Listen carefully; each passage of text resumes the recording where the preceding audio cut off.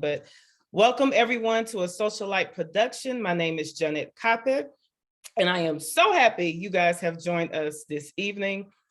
Every conversation, I sound like a broken record, but I promise you, I mean it from the bottom of my heart. I am so excited about the connection, which is the title for tonight's conversation. I'm going to introduce the panelists that you see here shortly. People are still coming in, but just wanted to welcome you all to the platform. And what I do before all of our lives and conversations, I do say a quick prayer, real quick prayer to cover the conversation, and then we get started. So, Father God, thank you for everyone who is watching, everyone who will watch later. God, thank you for the conversation that is about to take place. Thank you for the connection. Thank you for how you're continuing to bridge the gap through storytelling. Now, as I always say, let us all hear you and see you through this conversation versus the individuals who are speaking, because I know you have a message. In Jesus' name, I pray. Amen. All right. Welcome, everyone. I see more people are coming in, but I'm going to also real quick be looking down at my phone. When I'm looking at my phone, I'm looking on social media to read the comments and kind of keep up with what's going on in the chat. So I'm not sleeping or texting. I'm just trying to multitask.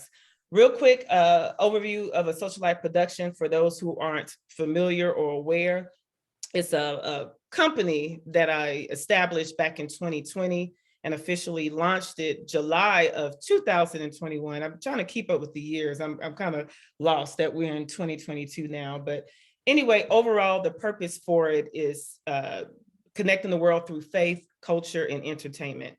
We do that by way of storytelling, authentic storytelling to bridge the gap in helping to change mindsets and perspectives.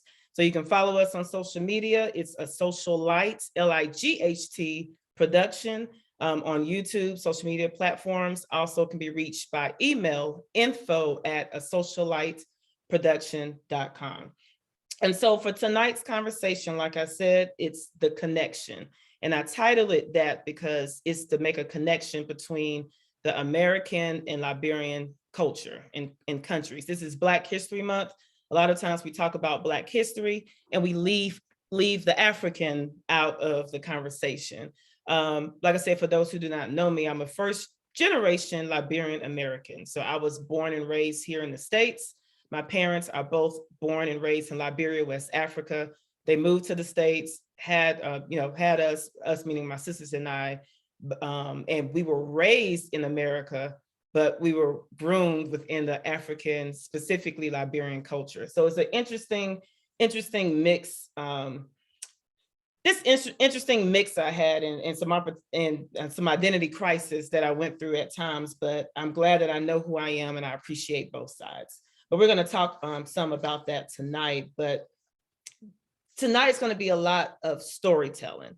It's going to be information sharing, probably history lesson as well, depending on who you are. You may or may not know the content, but the three panelists all are born and raised in Liberia, West Africa, all living here, migrated to the States at different points. And they'll go into that when they do their introduction. But I've been starting Black History Month and beyond, highlighting Black History Dreamers. That's a hashtag that I use because when we talk about history, when you talk about making a difference, all of these three individuals have and are continuing to do that. And so in addition to telling the story about the connection, we're going to make the connection of who they are and what they do and how they are dreaming to change the world. And so for those who aren't familiar with Liberia, I was going to give a quick high-level overview, but we're going to get into all of that. I want to make sure we have all of the time to dedicate to the conversation. But the only thing I will say in reference to the connection is Liberia and, the American free slaves, the connection between America and Liberia is the free slaves left here to go to Liberia to establish themselves, to have a new way of life. And so there are a lot of similarities as it relates to the flag or, the food or the culture or the fashion, politics, all of that. We'll get into that to talk about it, but I just kind of want to put that out there of the overall connection. And then we're going to get deeper into it as it relates to their stories as well. So I'm finished with all of that ad lib. Are you guys ready to get into this? Okay, you ready, Walter? Sam, Mr. Flomo? Yes. All right. Okay. So let me see, who am I going to start with? Ladies first, right? So I'll start with Walter. Good evening, Walter. How are you? I'm doing pretty good. That Thanks for having me. Oh, of course. I'm so glad you agreed to be on. I'm over here getting hot. I guess I'm too excited. But, first we'll start off by you introducing yourself. So I want you to first tell everyone who you are and then go into like what you do or what your passions are. Okay. You already know my name, Walta Blackmon. I am a Liberian by birth. I am a mother of 4, 2 of which are biological. I am a lover of the outdoors. So I spend my free time doing crazy stuff like skydiving and camping and hiking and swimming with the sharks.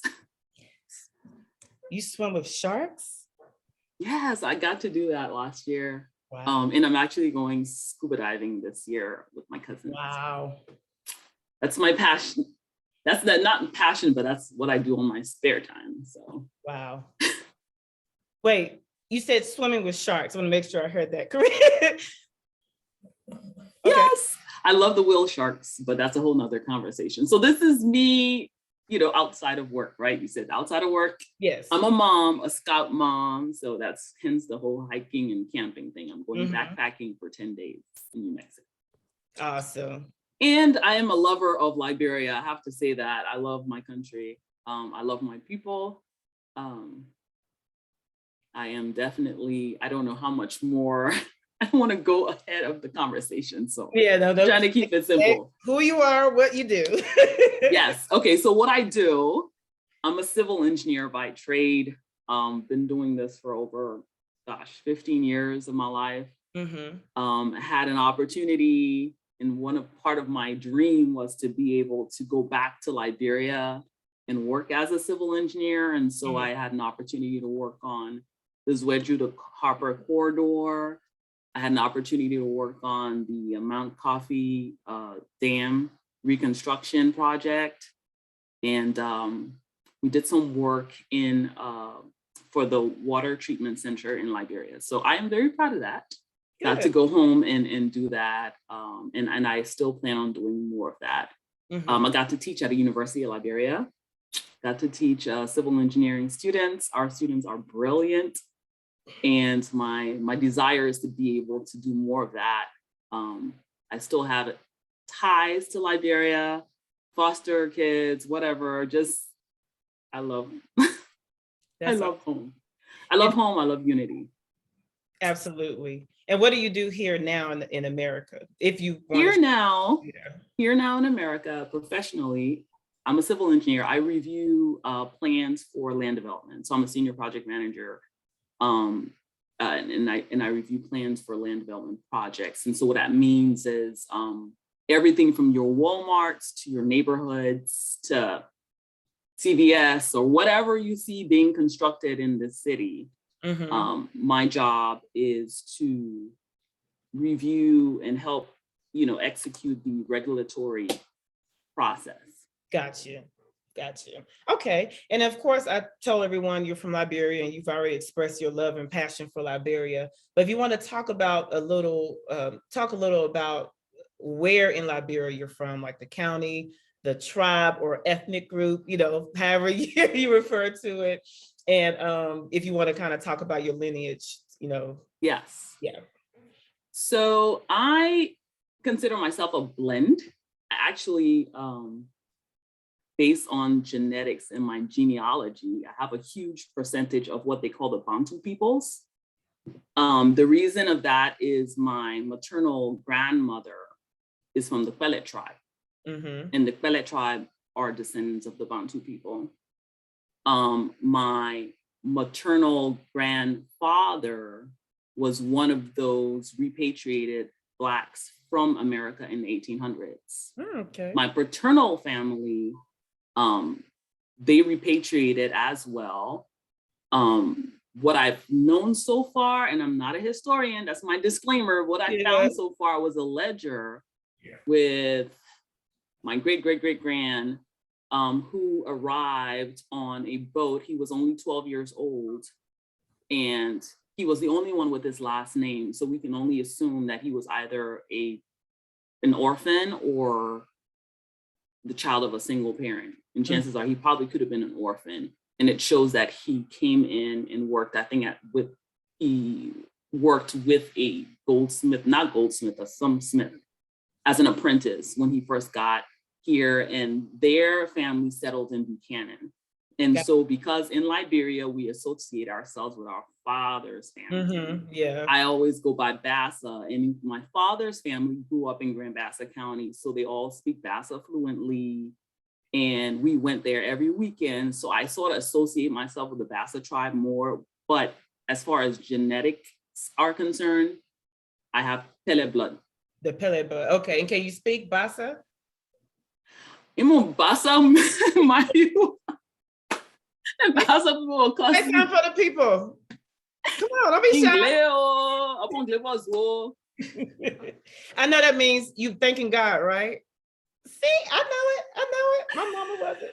Anyway, I never really got to learn Bassa because my mother didn't speak Bassa. So my dad spoke Bassa by himself and his family. So got you. Okay. I forgot we have two others to get to, so we're gonna get along. But thank you. That was good history. And lastly, I don't know what year you came to America. I know you came in and left, but your initial entry into America when you came, what was that like? My initial entry in America? Yeah, when you came to America for the first time. And I always like to ask this question because I love the movie Coming to America and how when they came and all of that. So I want the real. You don't have enough time for my stories. Yeah, but, 30 seconds. We got to keep it moving. My first entry to live in America was in 2000 December. I came as a university student, University of Tennessee in Knoxville. The most of the question is what surprised you or shocked you about America when you arrived? One thing. Options. One thing. Options. Yes. I was coming as from a war-torn country. So I came in 2000. So I grew up in my teenage years. I was 14. Right. Yeah. 13 when the war started, actually. Yeah. So I grew up in a war, and I come into this country and I asked for a hotel room, and they're like, "What do you want? You want double? You want single? Smoking, non-smoking?" I'm like, "I just want a room, coffee. What kind of coffee? You want mocha? You want cappuccino? I don't know. I just want coffee." Yeah. I hated shopping. I still hate shopping because there's just so many options, but I appreciate it though. I'm blessed. America is blessed to have it. Yeah. But I think that was the first thing that hit me was just the options. And I think the shock that the America that we saw on television does not exist. Nope. And we'll stop there. We can get more into it as we get in the next bucket, but that's a great perspective that I haven't heard. So thank you for that. Next, we're going to go to Mr. Sam Smith Jr. What up, Sam? What's going on? Sam is excited to be here. Thank you. Yeah, we're happy to have you here. He's my friend, my brother, my cousin. Sam, your picture went dark. Okay, there we go. So introduce yourself. Tell the people who you are and what you do. Sure. So Sam Smith Jr., copying off of what Walta said, I am a socialite, no pun intended. I love meeting new people and connecting with people. In my spare time, I have a wife and two babies, a 4-year-old and a 1-year-old. So I love to spend a lot of my time with them. I have been told these are the years that I need to be with them, next to them, and around them. And I must say, they have both been sick the last week and a half, and now I'm getting whatever they had. So it's not like I'm talking out my nose. What I like to do, obviously I love things like this, meeting people, sharing my story. I love to read, more so current events. I love to know what's going on, what's happening in real time. I also love to travel. My wife and I try to take at least 3 or 4 trips a year. And when we tell people that, people always comment, "Oh, you guys must be rich." We're not. We just try to find a way to enjoy life. And lastly, I truly enjoy helping people, and I consider myself a political junkie. So I love politics, everything about politics. I love the fights, the confusion, the lies that they tell, all of that. Everything politics. And I apologize. I don't know why my screen keep going in and out. Yeah, So I apologize, but I'm here. Yeah, no problem. But yeah, everything politics, I love. And that can segue into what you do, if you want to disclose that or talk about just what you do in the community. Sure. I do a lot in the community, so I'm not. If I have to talk about that, we'll be here all night. But essentially, what I do professionally, I manage a fund that support organizations that are led by people of color locally here in Charlotte. So we provide what we call early seed funding to emerging organizations, anywhere from $25,000 to $60,000. And as I mentioned, the organization have to be led by a person of color. In addition to funding, we provide capacity building to these organizations that we have deemed grassroots. We provide capacity building to them so they can continue to expand their reach and keep making the impact that they're doing here in the community. I serve on several boards. One of those boards that I love to highlight is International House, because International House is very relevant to the conversation that we are going to have today. Yes. Essentially, International House, and only reason I'm highlighting them is because of my favorite board that I serve on. But International House essentially help integrate immigrants that are coming from all around the world. They help integrate them into their American culture through their citizenship program, or for those that need to learn English, teaching them English. I have these English classes that help teach us some of these transplants English. And so many other things, French, Spanish, all type of different languages. So essentially that's who I am and what I do. That is awesome. And he left out so much more, but you can email him later for that. But no, thank you so much for that, Sam. And then lastly, your Coming to America experience. And what he didn't mention is, I think this year marked 25 years, or was it last year where he and his sister came to the States? They were refugees, and they were caught up in the war. And so it's one thing to come from a country where you had a stable, safe way of life, and when you're coming from war, whole nother perspective. So just curious, what was your Coming to America experience when you landed, you and your sister landed? Yeah, if I could take 1 minute, just kind of go back and bring a story up. So I was born in Monrovia, Liberia, in Grand Bassa. When the war started, I was 4 years old. So my family quickly were displaced. I did not meet my sister, my blood sister, until I was 10 years old. And I did not meet my father until I was 10 years old. Because we were all displaced, my mom and my younger sister, we migrated to Sierra Leone. My sister, my father's parent, migrated to Ivory Coast. So we were displaced that way. In 1997, February 2nd, so this year make it 25 years for me. I met my sister when I went to Ivory Coast in '96, and in 1997, my father sent for both my sister and I to come to America to enjoy what I essentially would call the American dream. Mm-hmm. My experience coming to America was interesting because growing up, living in Liberia, living in Sierra Leone, living in Ivory Coast, when people talk about Liberia there, you think Liberia is heaven, literally. America. When people talk about America there, you think America is heaven, literally. You would think money is just hanging off the tree. You could just walk and just pull it out, go do what you want to do. You think everybody here is walking literally on gold. That's my experience in Liberia or Ivory Coast, knowing what America is. My transition to America was a big culture shock. Obviously, I was really, really young. I was 10 years old. I didn't know a lot. I didn't know a lot about different culture, how people integrate with different cultures. And I'll tell one funny story about my experience coming to America. I remember third grade, I sat in the middle of the class. If everybody that's watching this and the folks that are on the call who are Liberians, in Liberia, when you go to school, you're going to have two things. you're gonna have your pencil, and you're gonna have your razor blade.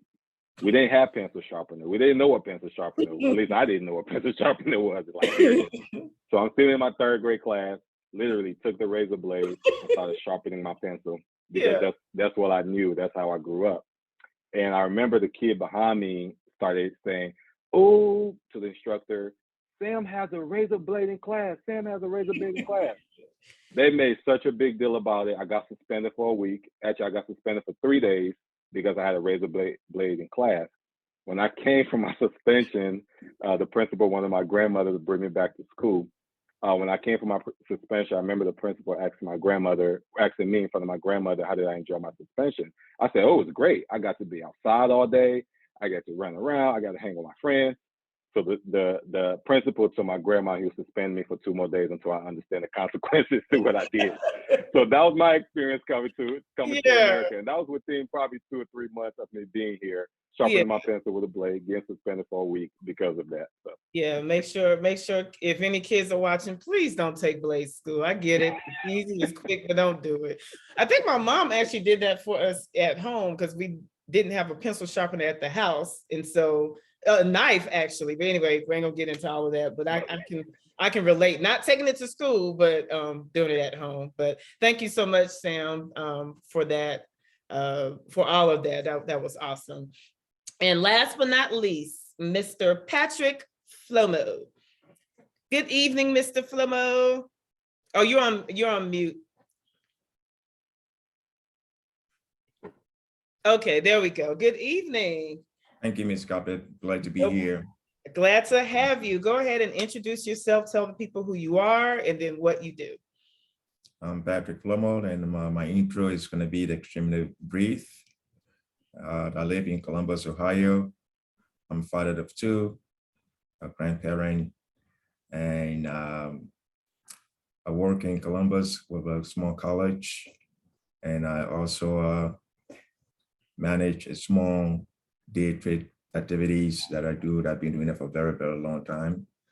It is very heartbreaking sometimes. You lose, you gain, but it's part of the whole process. My activities within the Liberian community has been forever. I love the community. I love community activities, and I'm always involved within the Liberian settings, and anything the Liberians are getting to do, I am involved with, and I like to participate. And basically, my interest is going back to Liberia.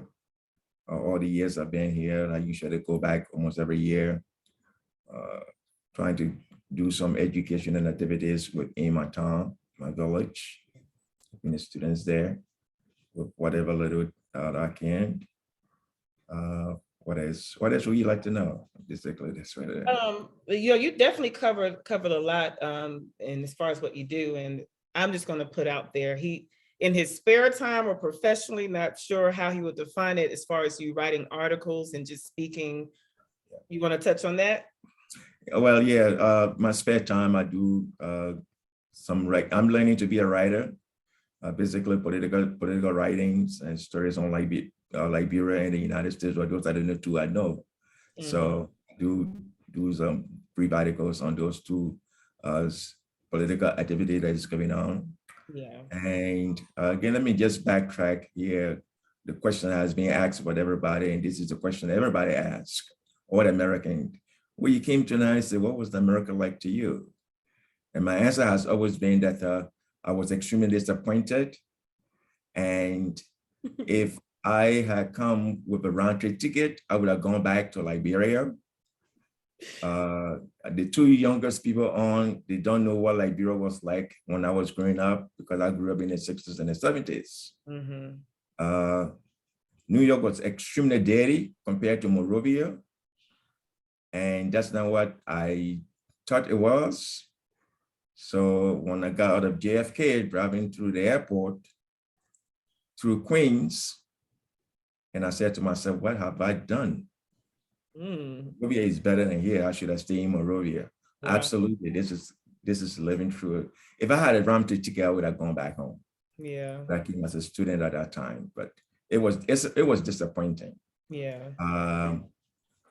The only impression I got that caused me to develop some interest later on which was more exciting, when a friend of mine took me to Radio City, and there was a play that I saw for the first time, seeing a live play, which was kind of interesting because I love literature. So that in itself.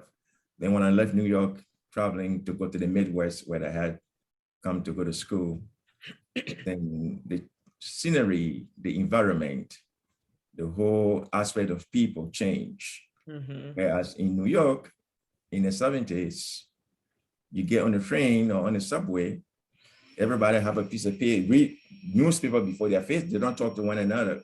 Whereas in my culture, we talk to people, we talk to one another. Yeah. In New York, everybody on the train, whether they're reading or not, but they all have newspaper. I mean, they all got newspaper before their faces. And so, but when I moved to the Midwest, it was different. Yeah. So basically, in short, that was the experience I had. But overall, it has been nice. I can't complain, but I can't wait to go back to Liberia. Yeah, the Coming to America experience is always, is based upon where you go. And, I think the majority of people, if not everybody coming from Liberia, they land in New York. And so that's their first, their first experience. So the description is kind of similar amongst perspectives. But lastly, real quick, what part of, I'm not sure if you touched on it, but what part of Liberia are you from? Like your tribe or ethnic group? You want to touch on that a little bit? Well, my parents are from Lofa County, and specifically, my mother is from a town that called Yela, and my father is from Yela. My mother is from Zozo. Zozo is one of the biggest towns in Lofa County, and we predominantly, well, I'm Lomond by tribe or ethnic group. I do speak Lomond a little bit, not fluent as I would like to. And again, there's a whole story to that as to why I cannot speak my own tribal language fluently like some other people who are of my tribe, of my ethnic group, will, do so than I do. And briefly, the reason is that I did not grow up in that environment. I grew up in Monserrate County, where English was the predominant. Again, like I said, that's a whole different story. But I am from Lofa County, specifically Zozo district, Zozo in particular, and Zozo in Yela. And Yela is a small town that is the boundary between Liberia and Guinea. You cross over from there, you go into Guinea, and you cross from Guinea, you come into Liberia. And in fact, the environment there, we don't even consider that as a boundary. We just go in and out. Yeah. So we have parents across and on both sides of the international divided line, which again, it was a colonial line that was divided. We didn't do that. We have one continent, we all live together until the white came in and divided, put a line between us. But anyway, that's a different story.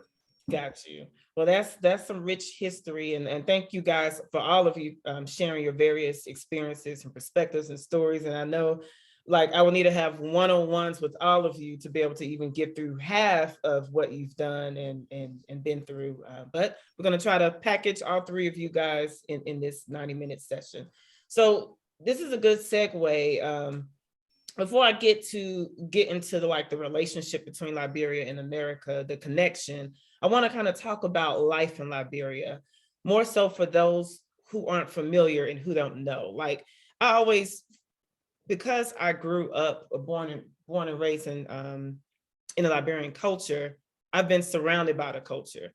And so there's things that I know that people are sometimes probably wondering, how do you know so much? Before they even know, of course, I'm a first generation Liberian, but I just, first generation Liberian American, I don't even know what I'm saying. But my point is, I sometimes ignorant of the fact that there are people who don't know about our culture, who don't even know Liberians, right? And so when I'm talking to people, sometimes I'm talking to them from the perspective or lens that they're familiar. So that's my bad. And so with these conversations, I always want to give the opportunity to talk about the culture, talk about life in Liberia, especially for those who aren't aware, and even those who are aware, give different perspectives or just, reminisce on what they already know. And so I'm going to allow you guys, anyone to choose as far as who to take, start off with this, but I just want to hear what your life was like growing up in Liberia. And granted, I know you guys have different experiences because, you went through the war, so it may not be a pretty picture as others, but if you want to touch on any part of that, just how was life in Liberia? If I could start, because I think I had the least amount of time in Liberia. Okay. Again, the war started when I was 4 years old. But part of the things that I remember about Liberia culture-wise is that Liberia, all Liberians, we were very family-oriented. Yes. Literally, I remember being in my community. I remember my grandmother, my mom, my aunties, my uncles, my dad, all of us being in the same environment and being raised literally by a family. My grandmother had a school in Liberia called Smith United, and that's where all of us went, all the grandkids. Well, I'm a grandkid, so all of the grandkids, great grand, all of us went to. I remember growing up going to Smith United and growing up in Bassa, being surrounded by family. The other thing I would say is that, and it's probably because I was young and naive, before the war really came, I didn't see a lot of my uncles and aunties and moms stressed living in Liberia compared to how it is here in America, right? Yeah, we didn't have $1 million. Yeah, we didn't have the money, but I think people were content where they were. It wasn't more so capitalism where you always got to be above the next person. People were always content with the situation we're in. And I never, ever remember a day, even going through the war, going to Sierra Leone, living in a refugee camp, all of that, that I went without eating because we had that community. If my mom wasn't cooking, my grandma was cooking. My grandma wasn't cooking. I remember my auntie walking down to the market to go get food for them to cook, or going in the backyard and getting those type of things. So those are, as it relates specifically to Liberia, those are my memories at 4 years old, 5 years old, of what Liberia was to me.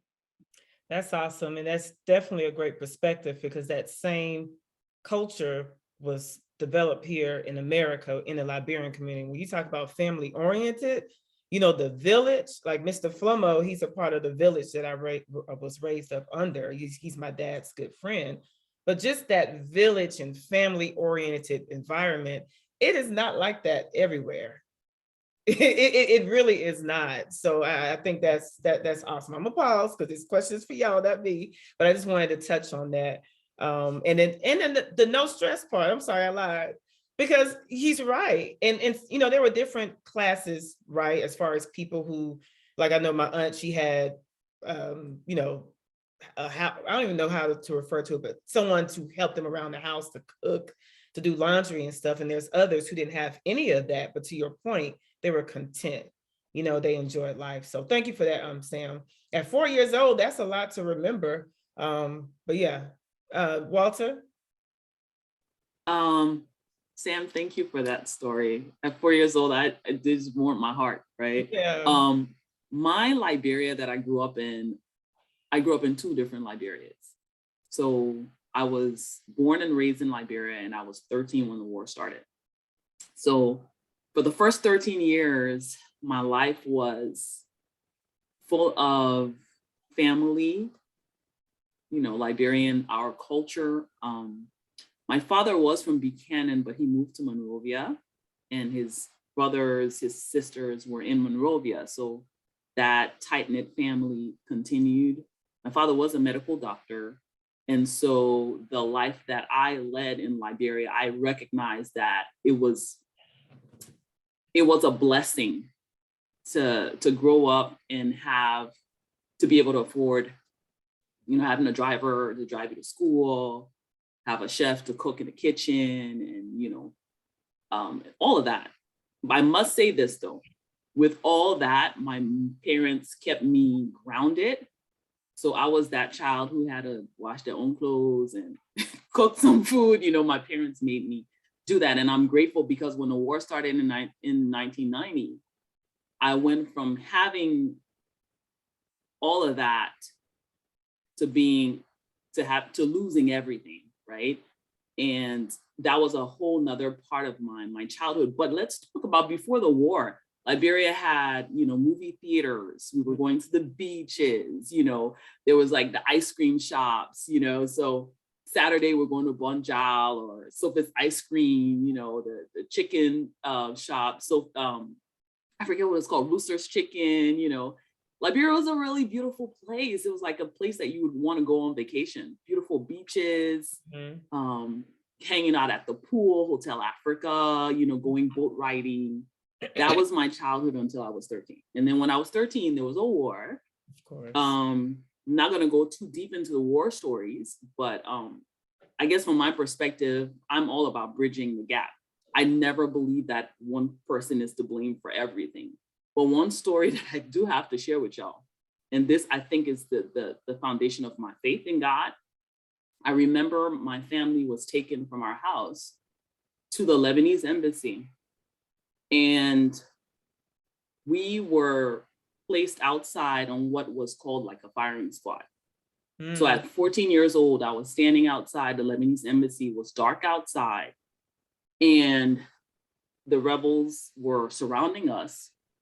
And they said, they separated us from the Lebanese and they were going to kill us because we were traitors or whatever. And I remember standing there and just crying out from my gut, because everybody was screaming. From my gut, I was like, God, if you save me, I will live for you. And they were literally grabbing people out of our group and they killed like 2 persons. And just before they started shooting us, this pickup just showed up out of nowhere. I mean, they were literally flogging my father. He was on the ground. And I remember at 14, I went to the back of the group. There were a lot, at least 20 people. I went to the back of the group near the barbed wire fence. And I said to myself, in my mind, I'm like, maybe I will stay at the back. And when they start shooting, I will just pretend like I'm dead. So that when they leave, then I can run. I don't know where I was going to run. It's a child's mind, right? So I'm pushing myself to the back. This lady is pushing me. That's with her baby on her back. We're like wrestling to get to the back of the group. Her husband is killed. After I cry out to God, it was like almost instantaneously. This pickup shows up out of nowhere. Same group of rebels. And I'm thinking, oh, they're really going to kill us now. Jump out. And the man says, Dr. Brumskine. Where's Dr. Brumskine? My dad's on the floor getting crap beat out of him. Where's Dr. Brumskine? Dr. Brumskine and your family, come here. He was the only surgeon urologist in Liberia at the time. And there was somebody at Phoebe Hospital, not Phoebe, the hospital near Harbel. I can't remember what the name of the hospital was. Harbel Hospital that needed attending to. My father was the only surgeon urologist in Liberia, and that saved our lives. God saved our lives. They took us from there. All the Lebanese people, when they said that are Brumskine your family, all of them were following behind us. But that honestly was the foundation of not just the foundation of my faith in God. That's why I know what I know about who God is to me. And as we were driving, we were in the pickup back, right? Driving out of the country that I grew up in, where we would be having, St. Patrick Olympics and, prom and all of that, and just driving away and seeing bodies on the ground, like people that look like me, children. And that was the second half of my life. And so we spent a huge portion, I want to say almost half a year, trying to get out of the country, just trying to escape. But I was able, with all of that said, I understand strife and I understand war and I understand civil uprisal and I understand how it totally disconnected the life that I knew growing up. But I know Liberian people. And I know how we are a strong people and Liberian people are loving and kind. And so somebody mentioned here how you walking around and you say hello, everybody say hello to you. One last thing I'm gonna share with you, when I went back to Liberia in 2013, I get in my neighborhood, I'm walking, I'm saying, yeah, hello, nobody's speaking to me. For 2 full days, I said, well, what happened? They said the people tired. People keep coming, you know, they're just stripping the country. So people they're tired. And I said to myself, I'm gonna get that hello. So every day I would walk down the street, I'd be like, yo, hello, how you doing? Oh, yo, hello. Eventually, the whole neighborhood knew my name. Every time I go, they'd be like, oh, Miss Walta, how you doing? I say, yeah, hello. You know, they say, hello, hello, hello. You know, like that's a Liberia I grew up in. That's a Liberia I believe can come back. Absolutely. And it will. And I love your story. Is, you know, the unfortunate part and the fortunate part, because it all built who you are. But just that last part just resonated with me in reference to you being determined enough and driven enough to make sure they see you and they feel seen. So you influence the environment. So I love it, but we'll talk more offline about that because there's a reason why I'm saying that. But Mr. Flomo, you know, I think your perspective is a good end to this, because you know, like you said, you were in Liberia in the 70s before the war and everything. So kind of paint that picture for us of how Liberia was and just your experience. Liberia in the 1960s is what you are called the tale of two cities, the best of time and the worst of times. We had everything and we had nothing. To describe it in a way that sociologically we were more class conscious, but yes, they were also unified. The story or the culture war between the American Liberians and the natives, it was prevalent, but yet still you could cross the line. It was not like other places that you had it legal, no, but we were together. In fact, Monrovia was called in the 1960s and the 70s, small New York. We were more influenced by the American culture, music, art, dress code, dress style, food. And those of us who did not know that that was somehow detrimental to our culture, we accepted it. And that's why that's what we were brought up. And so we look at it, I look at it from that perspective that Liberia pre-1980 was the place to be. And those of us who had the opportunity to live during that time, we had a lot of role models, people who had the opportunity to come to the United States, studied and went back. They were the role models for us, and we wanted to emulate them and be like them. And that's one of the reasons why most of us emulated and then tried to follow. And that was also made possible with the passage of the 1965 Civil Rights Bill in the United States, which also made it easier for more people from Africa and other Caribbean countries to travel to the United States, whereas prior to 1965, that opportunity did not exist. That does not mean that students or other people from Africa did not come, but you came here as on a government affairs or government scholarship to study. But after 1965, we had more, and so the door was opened. I mean, most of us took advantage of the opportunity to come. But sociologically in Liberia, like I said, the culture was not harsh. The music was typical American music. Even today, I'm still surprised that that influence is still so steep within a society that the radio stations that in Monrovia, when I'm home, all I hear is all American or Western music rather than the African music. So I usually ask the question, But wait, what happened to the highlight? What happened to the African music? Nope, you don't know how to hear it. But again, that's those are the issues. Those are the cultural issues that some of us are writing about and trying to see if we can psychologically change the minds of the younger generations, that your culture is as rich, far more important, that you can revise and regenerate so that it can be part of the society, rather than copying something that is already, that you have no clue what it is or how it came about. Yeah. Yeah. So like I said, the 60s and the 70s was the best of time and the worst of time in Liberia. Those of us who lived through that, we had a stable government, we had a stable society.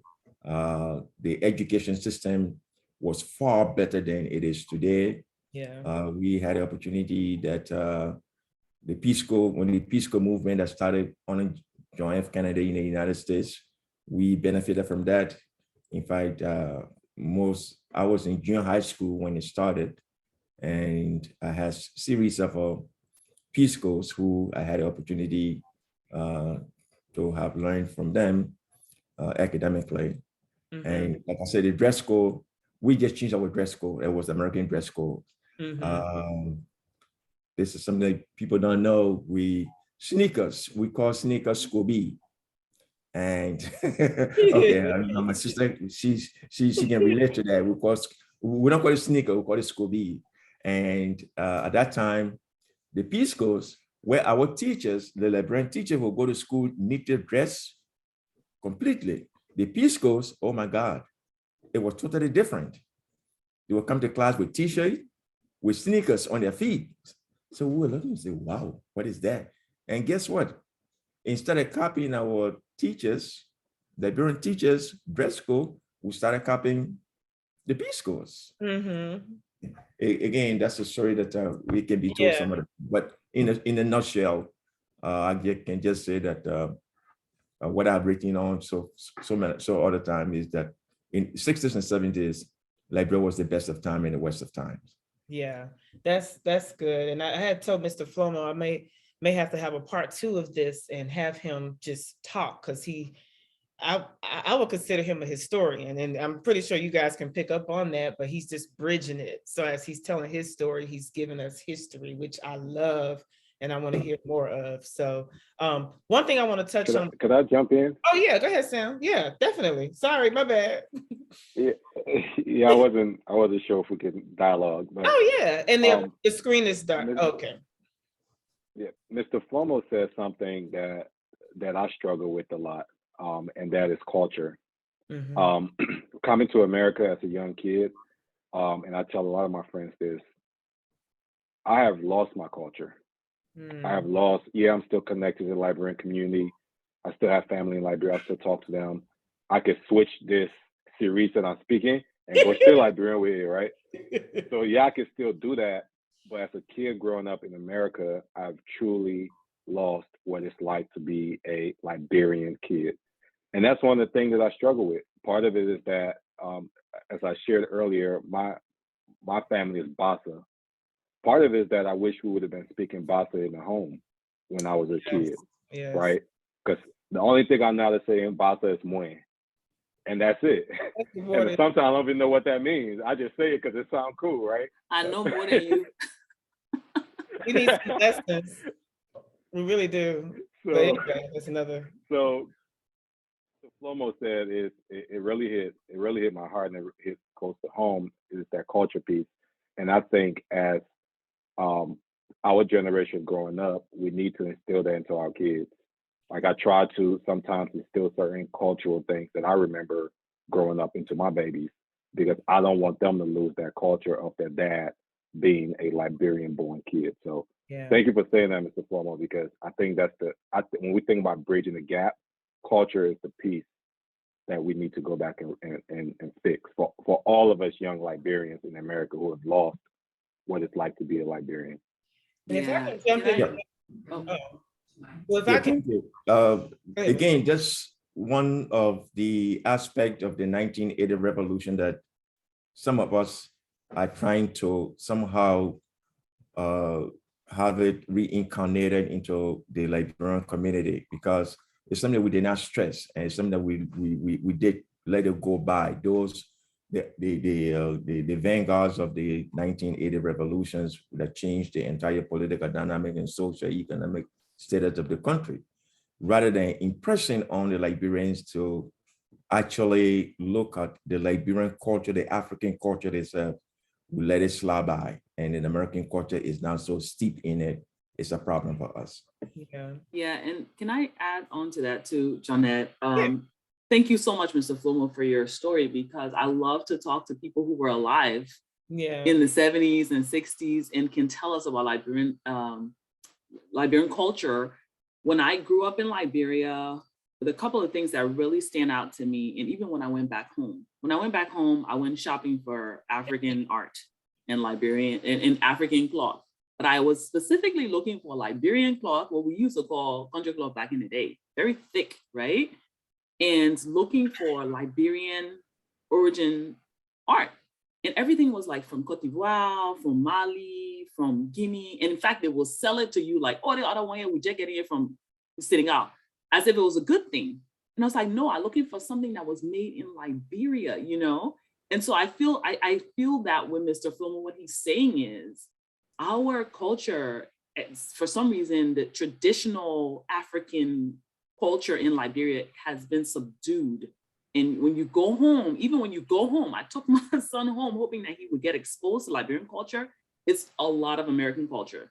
That's a lot, you know, in especially in the attire. I feel though, looking at, I don't know, Facebook and talking to people, I see that there's more of an integration of African, at least the attire in Liberia than it was before. But I totally see what he's saying. I'm looking forward to that day when our country cloth is a thing, right? Yeah.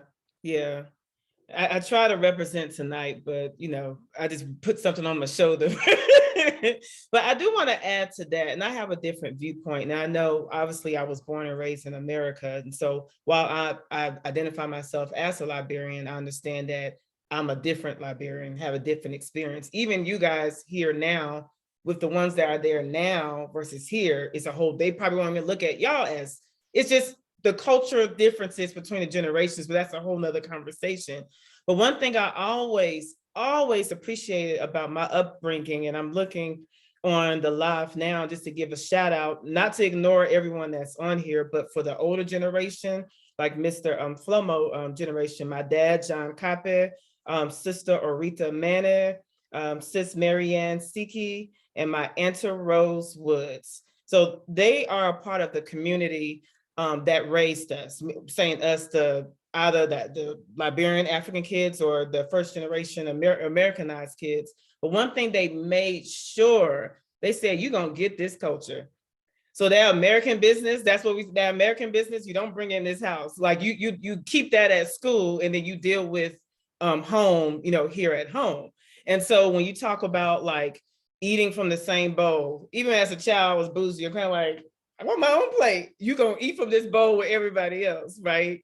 The Liberian community, we would go out to different functions. Like the community was smaller then, and so everybody knew everyone. You know, you talk about family oriented, the individuals that I named, they're not family, but they're family. You know, one person's sick, that's everybody's problem. You know, don't let me get started about the music. My dad was a DJ. We didn't listen to American music. Well, yeah, we did, but till this day, we love African music, and that's mostly what we listen to. You know, Mr. Flomo mentioned High Life.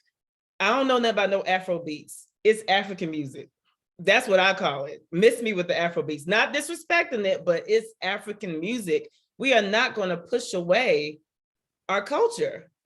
We're not. And so it depends on where you grew up. But Sam, I'm glad you recognize that, because the more the generations pass, it's like it's trying to die away.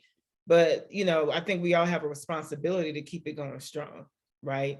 And I think all these individuals on here that know Crew and Basa and all of our native dialects, they need to do some lessons, because that's where they failed us. They didn't teach us the dialect, but that's a whole nother story.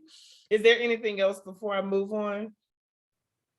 One thing I did want to touch on though, because I love food, and African food is some of the sweetest food in the world. I know cassava leaf and rice and palm butter, as good as it tastes here, I'm sure it doesn't compare. It does not compare to having it in Liberia. Did anybody want to touch on that? I just want to talk about Liberian culture and food, right? Mm-hmm. So I went to Liberia and we had a trip to do a survey, engineering work. It's where Drew to Harper. Every single town we hit, girl. In fact, even when we went to villages to do the hydroelectric dam, every town they were feeding us. They were feeding us some correct Liberian food. Better than any restaurant you will get here, girl. Okay. I'm getting hungry. Let me tell you, Liberian food. I kid you not. We do have the best jollof rice. Let me say that. I'm not even gonna bring that up. I'm just gonna announce it right now. Any West Africans listening? They already know. Let's just not even. They already know. But no, the food is awesome and delicious. If you can find a Liberian restaurant in your city, definitely check it out. Here in Charlotte, just to give a shout out to Zoe's, my Aunt Takano and Uncle Ernest. A shout out to Zanzibar Cafe, Peter Booker. I think there's other cook, Sis Helena with Helena's Kitchen. She does it from her house. There are others. I should not have started naming now. Hopefully no one gets mad, but you're in trouble. Yeah, I know, right? Liberian food sweet. So anyway, we'll move on. Just to add to that briefly, with food, rice is the staple food in Liberia. Everything. You say it's like hamburger is to America, rice is to Liberia. Yes. You say rice, and just to add the historical context to that, rice was the igniting point that lit the gas in 1980. For 1980. Just to give it a little historical context. Yeah. Can I add to that too? I love that too. But the rice. Liberia was known as the grain coast. Yeah. So in the 1400s, Liberia was supplying rice to ships that were sailing along the west coast to go collect goods from, the Congo area. Liberia was supplying rice. It was because Liberia was so good at farming rice and supplying rice that they came for our people from Liberia to take them to South Carolina to plant the rice.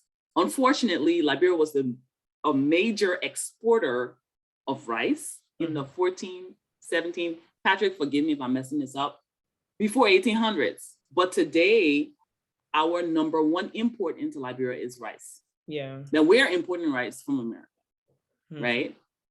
I'm gonna leave that for another day, but if you want some context of this rice story here, check out Patrick Borras. Yeah, he's Liberia and the Quest for Freedom. Check out that book. It's a lot of education out there.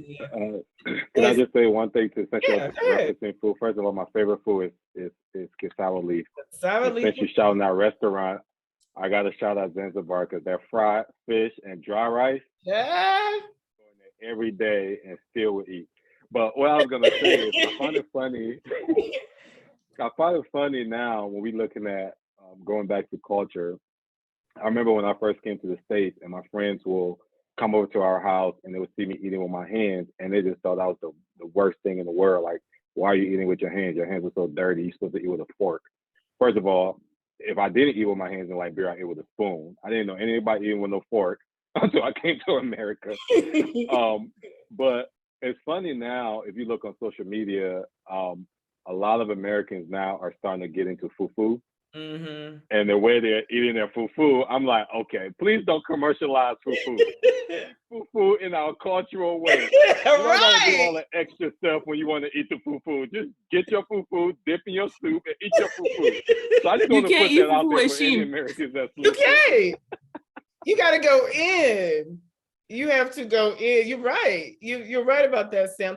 And I don't know, we staying on this food thing, but I was thinking about this the other day. I said, okay, people always, and of course people used to pick at Africans eating with your hands. And I'm like, wait a minute. So in the American culture, when you talk about the similarities, when I go to crab rolls, And it's not just crabs, but it's the crab, potato, sausage. I don't see nobody with no fork.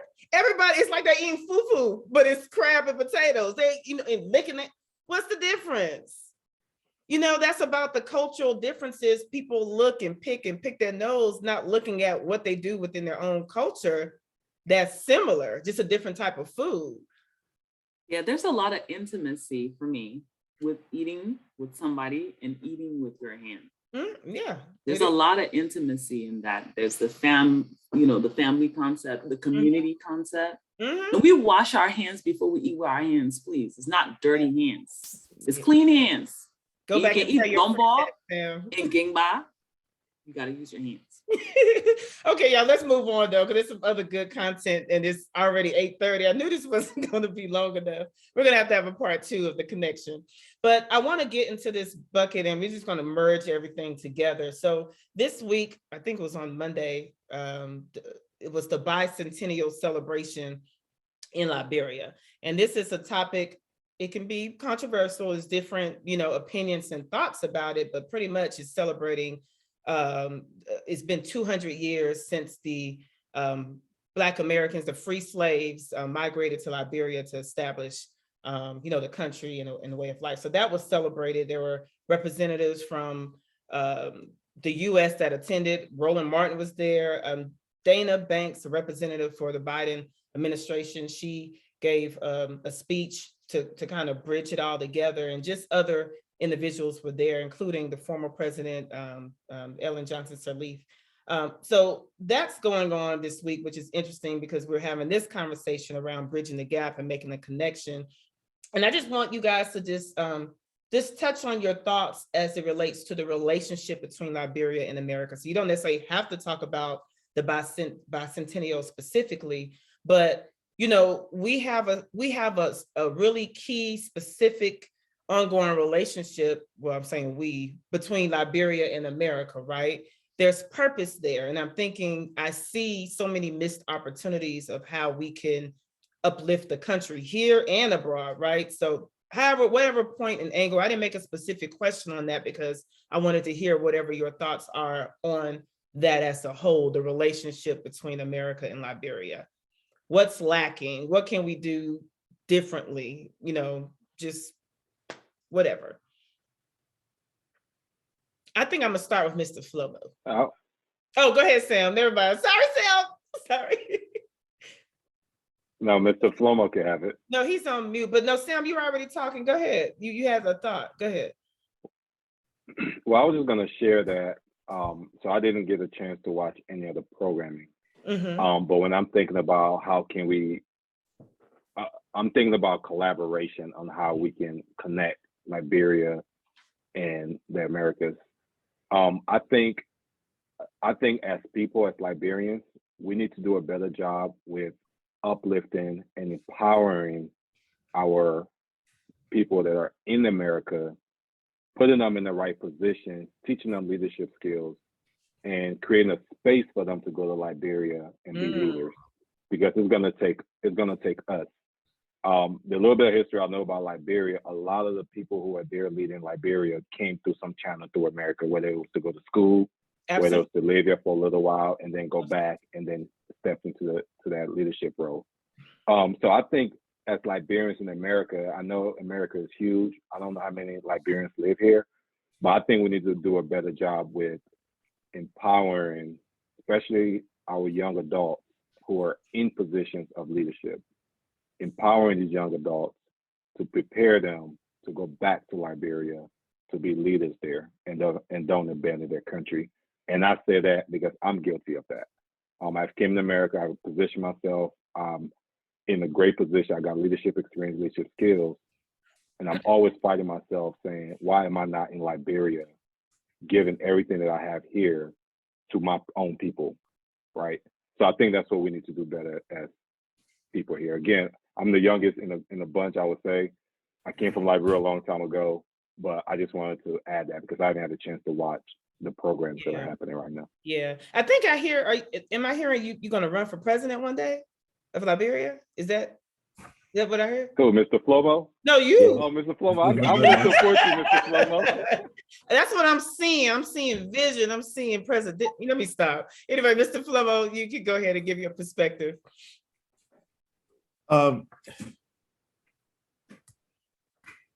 Providence Island, 1822.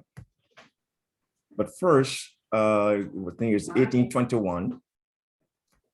And it was actually purchased by Elijah Eries and Stockton. Those were two members from the American Colonization Society who went to Liberia or to West Africa to negotiate for a tract of land where the free slaves who were here that were now wanted here by the slave masters who had them, and that's a whole another context that we have to get into.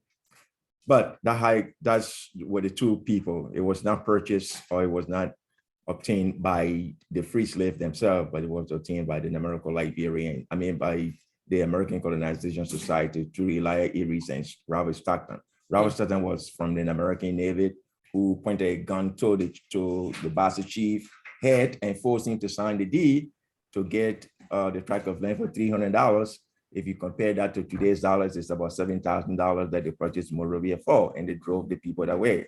And that's one of the psychological issues that between us and that whole celebration that we don't see the significance of it. However, looking at what you're saying with respect to bridging the gap, the free slave who established Liberia in 1847, that's another whole story. Actually, they established Liberia in 1847, but Liberia was founded by slave masters here in America who did not want the slave here because, the free slave here because, well, Monroe owned slaves and he had free slave. Well, you got a free slave and a slave living together, that's a problem. So they wanted to get rid of them, to take them out of here. But having said that, when it was established in 1847, what did the American Liberian fail to do was really not to have connected with the American Blacks in the United States. There was some effort made during the Marcus Garvey's period of movement back to Africa to get them to go, but the Liberians themselves, we have not sold Liberia to Black Americans so that we can have that kind of huge connections because of our relationship with the United States. Liberia is the only country in the world that have almost a direct blood link to the United States. And it is the only country in the world since 1926 when Fashion took over that made the US currency as the national currency until 1980. See, but again, like Winston said, yes, you are right. It is something that the younger generation will now have to do, is to bridge that gap to make Liberia interesting to America, to African Americans, that there's a historical link, and that historical link has never been explored to the extent that Ghana is taking much more from us. You have much more Black Americans going to Ghana, going to Nigeria, going to Senegal, then going to Liberia. But again, those countries have done very well to sell that part of Africa, whereas in Liberia, we have not. But again, there is a reason, there's a political and sociological reason why that did not happen when the government that were in power pre-1980.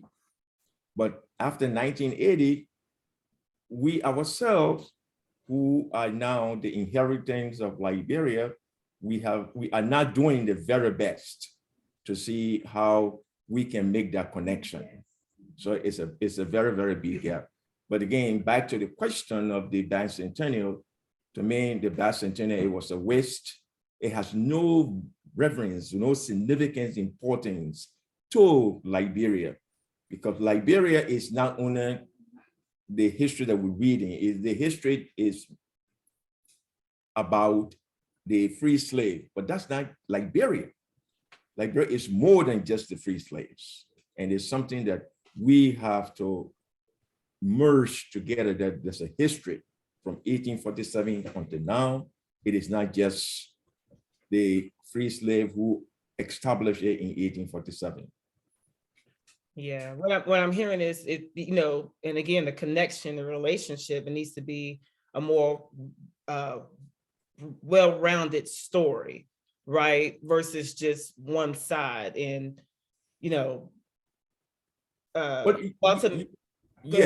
add to that, in the 1960s, there were a group of African American that went to Liberia, but the sociological construct between the Liberians and the Americo-Liberians, they found that very disheartening, and most of them left.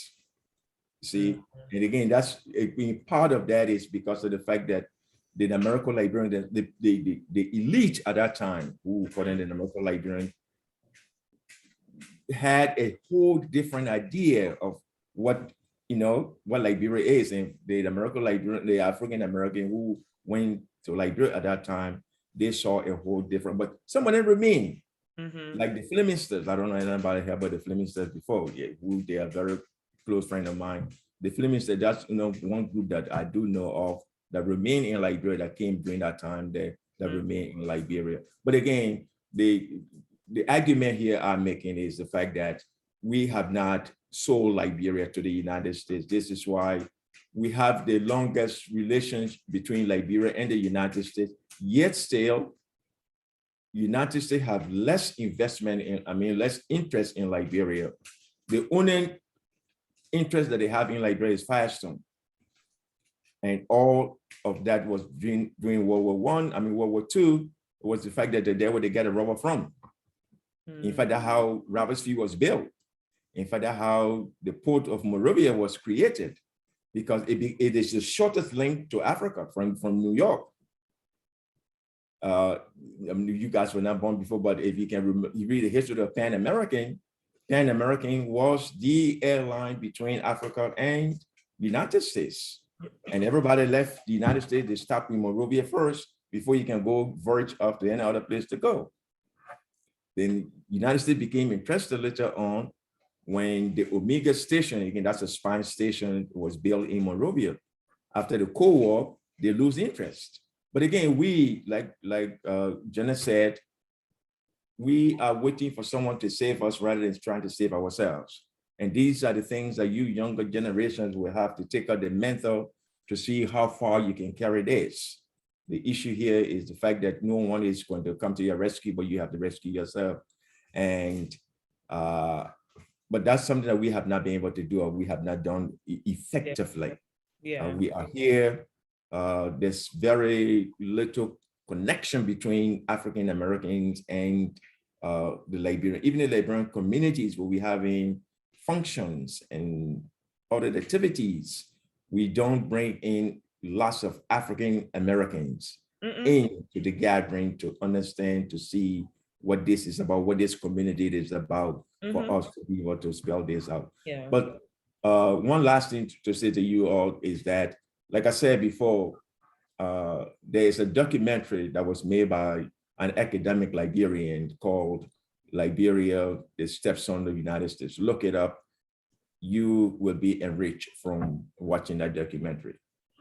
Yeah, well, and real quick, Walta, before you go, you said a lot of good points, Mr. Flomo, but even the point of, like, as you were talking, all I hear is stand up, y'all. Like, what are we gonna do? And not just we, the Liberians, but even the Americans, the Black Americans, whomever, but I'm specifically saying Black Americans, and I want to build that bridge into that relationship, because you're just as much a part of this history and culture, right? But you don't understand it, or you may not be connected to it or feel connected. So it's like, it's not, your concern or problem. I'm not painting a picture for everyone, but I'm just saying for many, right? And so with the Socialite production, this was birthed out of something that I've always done, always been passionate about. Like, for instance, July 26th is Liberia's independence celebration. And here in the States, we've always had big soccer tournaments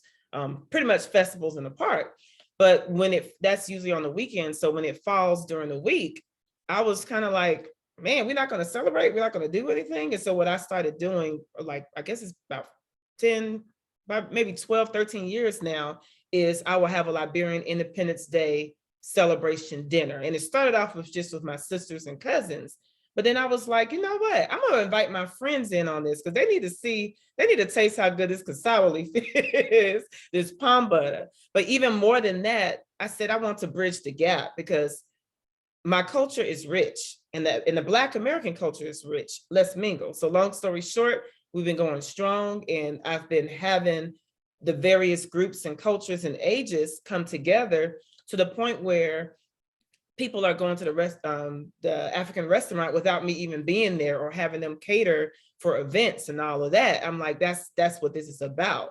Don't wait on somebody else to do it. You create a space for it. And then two, lastly, and I'll let you go, Walta, as far as the next generation and next movement, oftentimes hear it being put on the younger generation, which I think is key and very important. But Sam? I think it was Sam. Somebody said collaboration. Oh, I think that was Mr. Flomo. Collaboration. So while yes, the younger generation are going to, of course, the legacy are going to come over the next generation to take over, but every generation needs to be a part of this because you, Mr. Flomo, you have wisdom that we don't. You have knowledge that we don't. You have experience. And I'm saying you, meaning like your generation, but then as well as us, we are privy to stuff that you guys aren't used to. And so it's like we coming in the middle, and that's not just with Liberia, that's with just across the board, because we have this energy now where it's like, it's causing even more of a divide because it's a judgment of which generation does it better or not doing what they need to do or this or that. But that's a whole nother conversation. But I wanted to park there because it's very important that we understand the importance and value of collaboration within our culture and outside of our culture. Walta, you have something to add as it relates to maybe the bicentennial or just the general connection between Liberia and America? Certainly. Okay. So I grew up, I don't remember celebrating the Independence Day, the 26th. I don't have a memory of celebrating 26 in my childhood. But when I grew up, and I think even since I came to America, that's when it's become a thing, right? Liberian 26 celebration. But as I get older, my thirst for knowledge has increased. Mm-hmm. And I like to say that what people don't understand, they're afraid of it, right? People are afraid of what they don't understand. So there's so many narratives. And just like when you're watching television, the commercials come up. Every time you speak, you are selling Liberia or you're killing Liberia. Nobody wants to buy a lemon. Nobody wants to buy a lemon. Good point. You can't come and tell me I got a lemon. Come buy this lemon. I'm so sorry, I'm not buying your lemon. Liberians have to sell the country. When I moved to Liberia, this is one thing, and it's always been my words. Whatever you focus on, you empower that thing to have complete control over your thoughts, your emotions, your will, and your action. And that is so true as far as everything. If you just keep that in your mind for everything in life, that is my motto. Mm-hmm. And so if you want to focus, I took pictures when I went to Liberia. Mm-hmm. I took lots of pictures, and people can look at my pictures and be like, oh, look at it there on the floor. And I'm like, oh my gosh, look at the beach. Look at the sunset. Where in the world can you get this for free, right? So when it comes to us and our relationship with America, the question is why, right? What? So what? What now? Mm-hmm. The what is this relationship we're looking for? Mm-hmm. And so what if there's a bond, right? Mm-hmm. So what do you do now? I think Liberians need to start loving Liberians.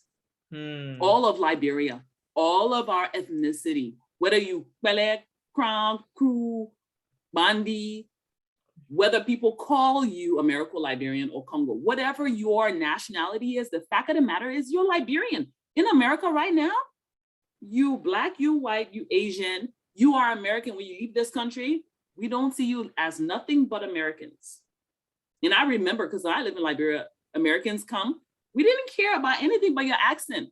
As soon as we hear you, and today you were talking, you mentioned this a little bit, Johnette. When I went back home, like not a couple of years ago, you know what they call me? Bentu.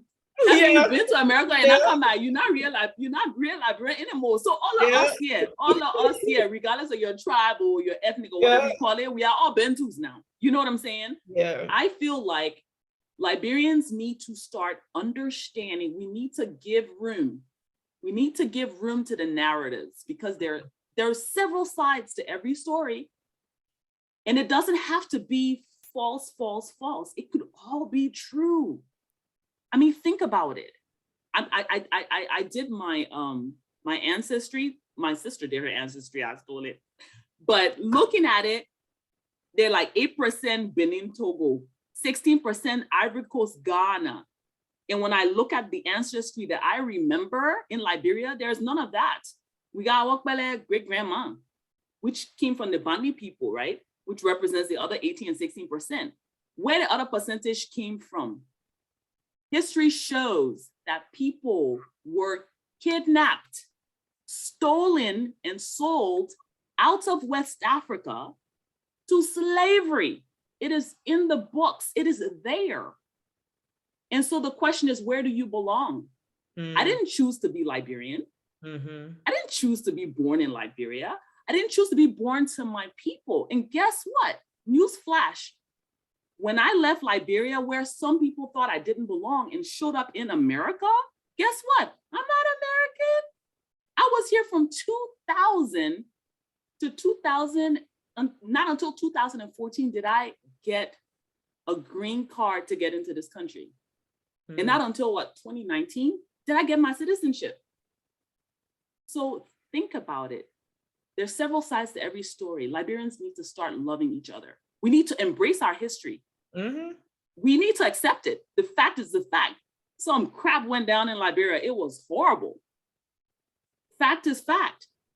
But the question is, what now, right? So my what now, I'm gonna tell you this short little story.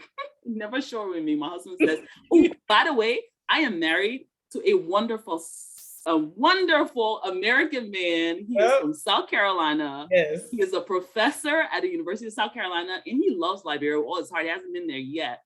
But that's just to show that gap is being bridged today. And I sit there and I hear about his culture. But back to my story, I went to Liberia, I moved to Liberia, and I wanted to stay there until Ebola brought me back.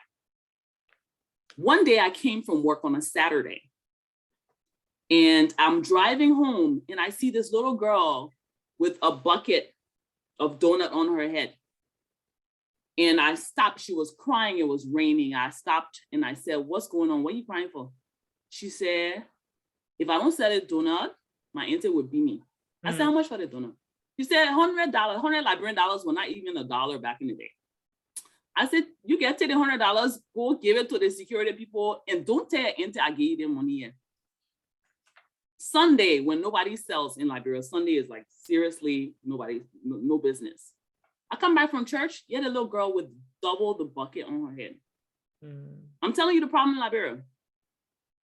From that, I literally cried, and I said, you told your auntie? And she said, yeah.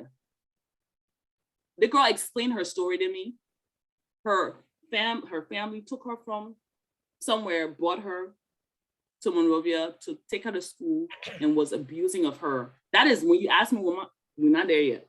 Yeah. And that girl is just one person. To me, she is the foundation of what my goal is for Liberia. Is to give opportunities to children like that, because her story sounds very much like the story of our ancestors who were stolen away from their homes and forced into slavery.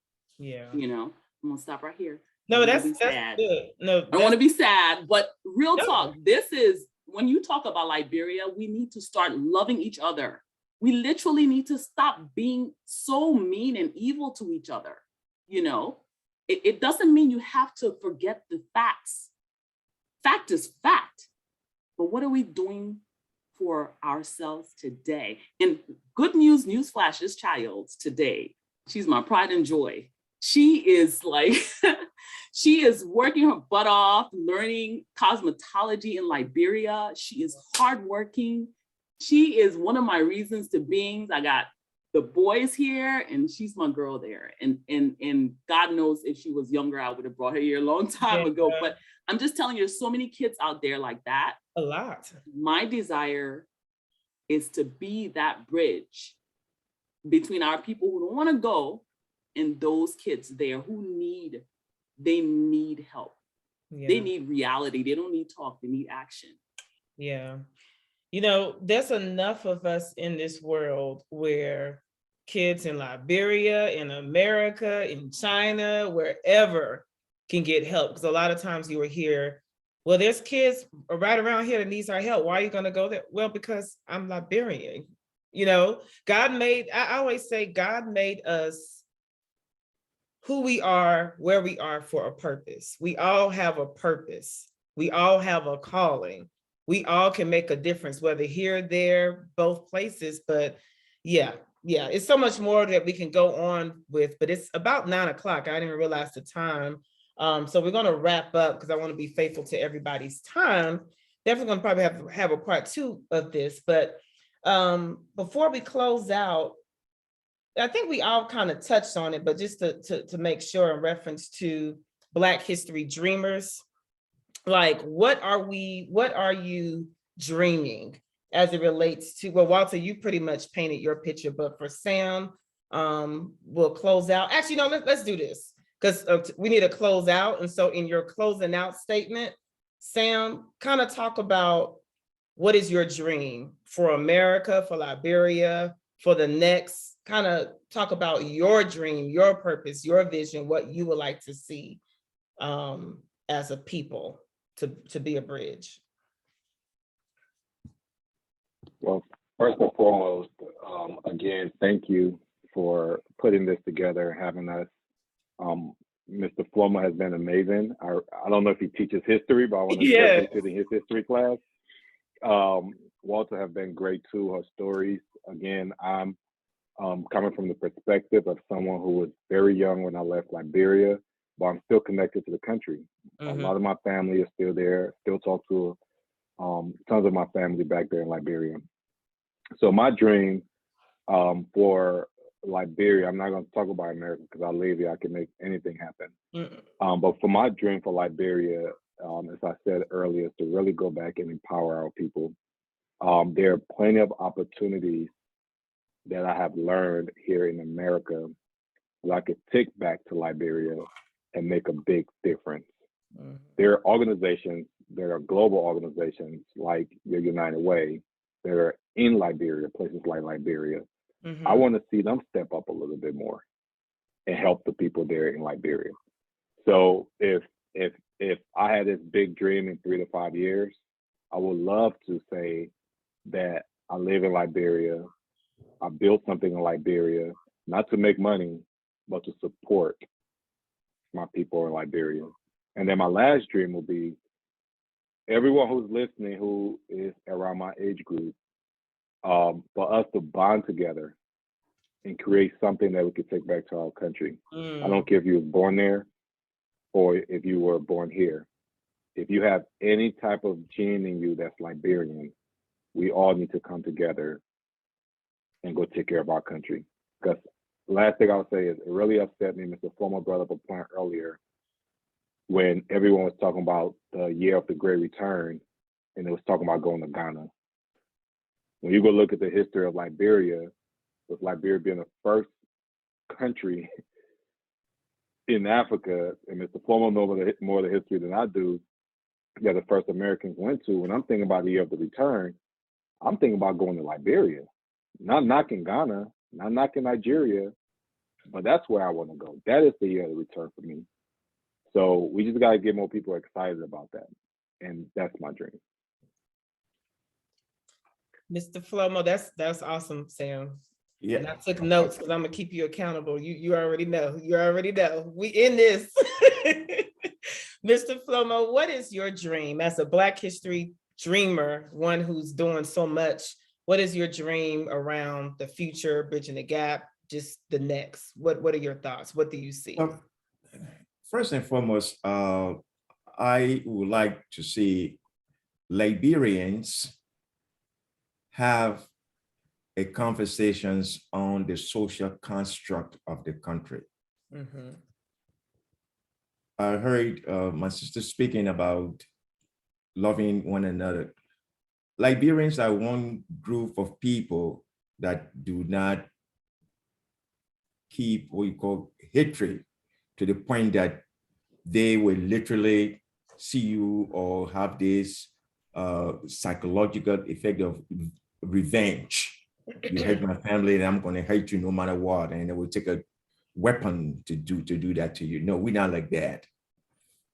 Yes, having said that, there is a psychological gap within Liberian social structure. This is why rather than saying I'm a Liberian first or I'm a Liberian, you will see somebody say, I'm Lomond, I'm Buzet, I'm Pele, I'm Bassett, I'm Guillaume, I'm this and that, rather than Liberia. And I think this is something that we have to change. And it is the result of, again, the people from 1847 until 1980. And after 1980, those who are now having the platform to change that social dynamics, that social culture, to make sure that we are one. They are now working towards it.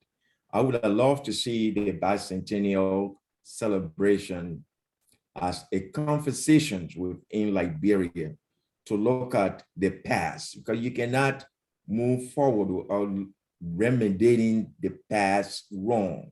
There's wrong that took place in Liberia, and we've not talked about it, and we're not talking about it.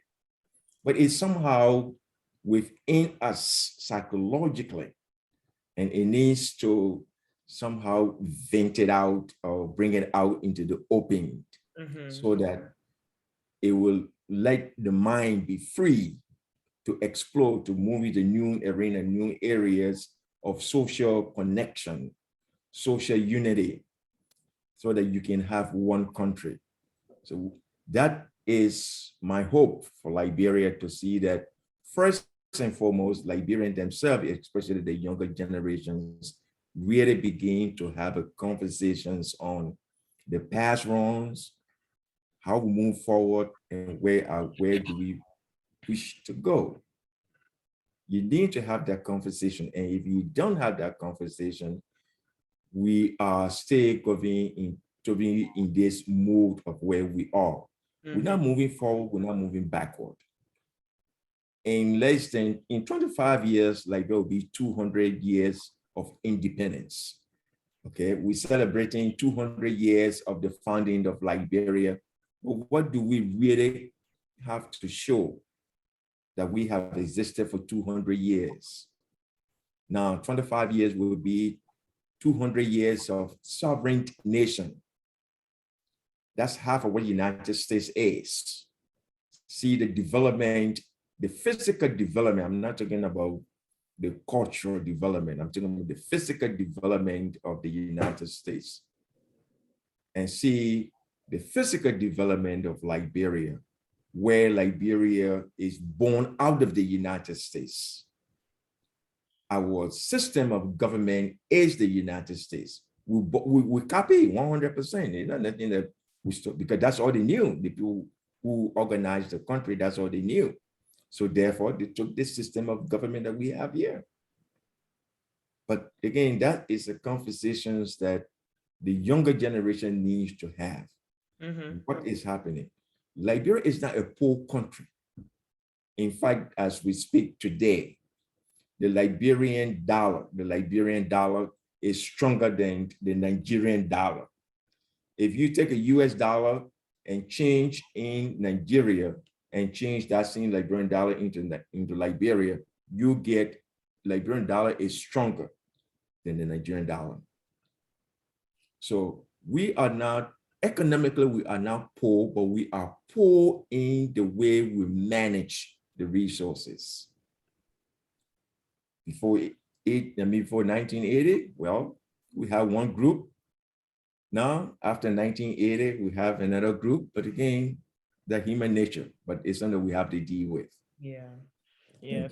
Thank you so much for that.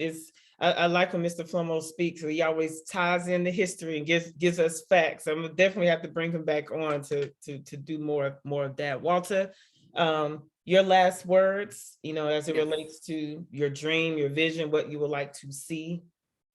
My dream and my vision for Liberia personally would be to establish a foundation in honor of my mom, to be able to educate our children, like this child, I'm not going to name her for her personal reasons, but like her, give her opportunities, right? With no strings attached. That is my desire. The second thing I want to mention here, if I may, since I've got the platform, today one of my students contacted me and he said,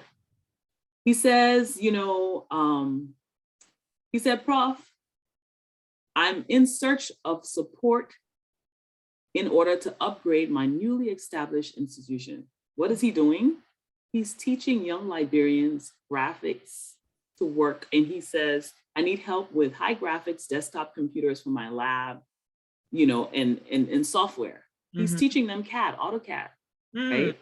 And to me, my desire is to be able to get on the internet and search in America, in Liberian America, before I even add African America, to find, because I'm 100% sure that there are Liberians in this America who have access to exactly what this boy needs.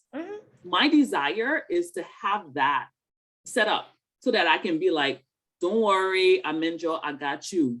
Set it up, connect the two people. That's all that we need. We need that bridge, because there are people in Liberia. I swear, when I started teaching in Liberia, the professors that were teaching with me, they were like, oh, the training won't study. We have brilliant students in Liberia, brilliant. They just don't have technology.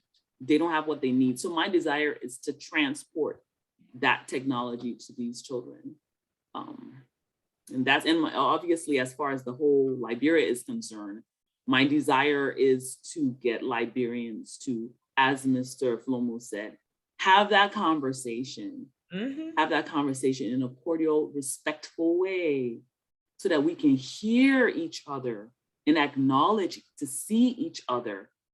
And I really hope that the Liberian history, the Liberian before the 1800s, I want that Liberian history to be taught in our schools in Liberia, but it's neither here nor there. Taught here too, but yeah.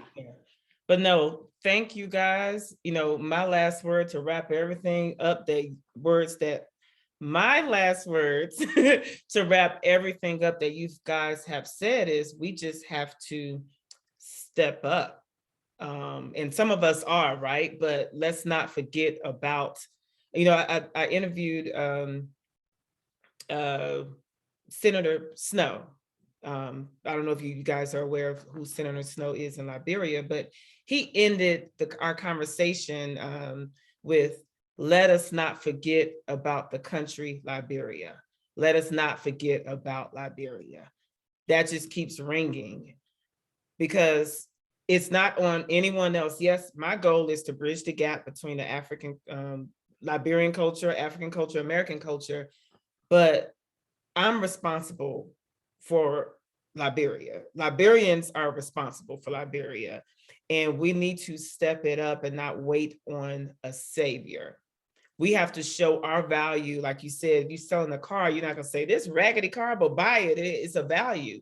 The way we talk about each other, the way we talk about ourselves. And I even see the parallel when you speak about the Liberian culture with the Black American culture. Like, there's a lot of parallel in there. We didn't get into it deep enough, but overall, let's look at the skills, the values we have, no matter what age you are, no matter where you're located, and see what we can do. And to Sam's point and Walter's point, you said, without trying to get money from it, A lot of people want to start nonprofits and do all this stuff for status, for money. That's great because you want a way of life, right? But can you do it just because they need it and not try to attach your name to the building to say, yeah, you have a school? Like, let's really go deep in our hearts and do this thing for real. But as it relates to conversations, trust, more of it is coming. And I'm not waiting for anybody else to do it. A Socialite production will be producing that. And it's going to go beyond Facebook Live. This is just a tool so we can have content for social media and for YouTube, but it's coming.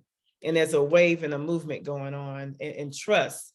Liberia, I know people have been saying it for years. It will rise, the country will get better. It looks like it's hopeless. There's a movement going on. And one way or the other, the bridge is going to be built between Liberia and America. And we're going to see more value, more just awareness of how we can work together better. But guys, thank you so much for taking the time out. Busy schedule, Sam, I know you're not feeling well, all of that. Mr. Flomo's out of town. Just thank you guys for coming on and just speaking. And I really wish we can keep going, but it's late, right? But definitely this conversation must keep going. And so whether it's Facebook Live or not, I really encourage all of us, even those who are watching, to challenge yourselves with having this conversation within the culture and outside the culture, and then put some action behind it. Because one thing that's interesting is a lot of times to make a difference, we think we got to do this big extravagant thing. The smallest things, the smallest steps can make a world of difference. So anyway, I think that is it. Mr. Flomo, were you trying to say something else? I saw you. Peace. Good night. Okay. He said he Mr. Flomo finished with your business. But thank you guys. Thank you everybody for joining. Have a good night. Thank you, Janet. You're welcome.